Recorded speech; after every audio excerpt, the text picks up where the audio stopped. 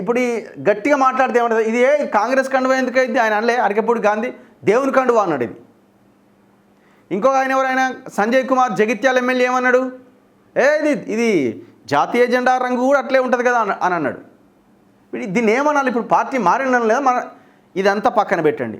ఇప్పుడు రేవంత్ రెడ్డిని ఆగం చేసినట్టే కదా, ఆగం చేయడం మీన్స్ ఇంకా పచ్చిగా మాట్లాడాలంటే ఇంకేదో చేసినట్టు కదా రేవంత్ రెడ్డిని, ఇంకేదో చేసినట్టు కదా రేవంత్ రెడ్డిని.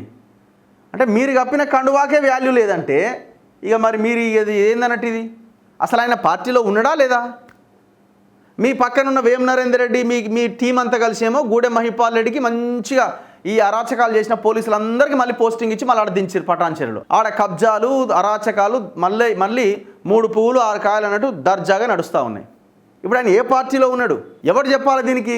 ఇది అయిపోయింది. ఇంకొక ఆయనది ఎవరైనా